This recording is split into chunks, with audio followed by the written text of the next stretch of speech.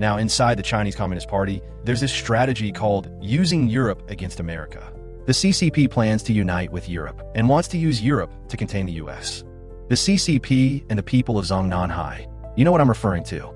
The CCP's using Europe to contain America strategy has given us a second major gift. This shows the ignorance, stupidity, and arrogance of these people in Zhongnanhai. Fellow fighters, I'm not exaggerating when I say this.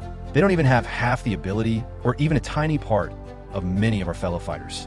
If they had any common sense, they wouldn't think they could use Europe to contain America.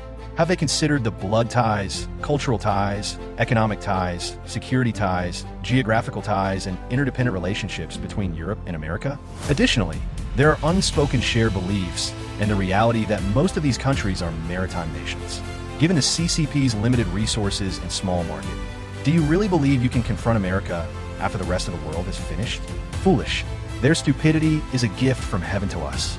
You can imagine that the CCP's leaders in Zhongnanhai are barefoot, with one hand picking their toes full of mud and one hand smoking cigarettes and touching this and that.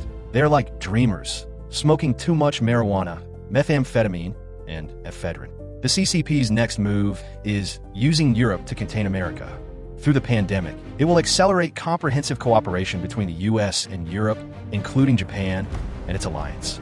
The next move of the US will be the Hawley Act, the Justice for Victims of Coronavirus Act, which will extend the US's legitimacy of asset seizure and confiscation through its economy and judicial systems to its alliances. This is precisely what our whistleblower movement wants. Once this bill begins, the CCP will be gone. Absolutely gone. It will never come back.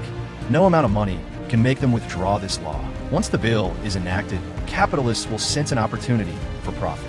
They will react like a shark that has starved for 100 days, smelling fresh blood. There's no way to make them stop.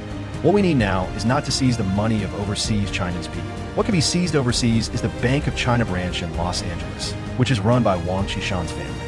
It doesn't even have insurance, only accepts large deposits, and serves several neighborhoods and communities of the Wang Qishan family, the Chunfeng family, and the Yao family. It also serves companies in the US, Europe, and Japan operating under the guise of the CCP state-owned enterprises, such as Jack Ma Zan Financial, Ping Group, Holly Group, and Norinco, as well as those in the Middle East, like PetroChina, CNOOC, Sinopec, China Shinhua Energy, China Xinhua Group, and China Xinyin Group. They're all using RMB.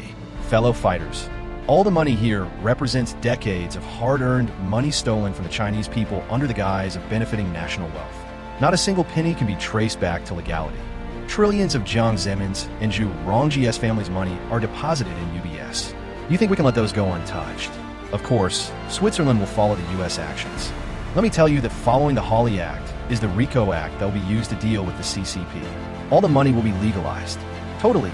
No matter what words you use to describe this act, they won't be enough to express how grand this bill is.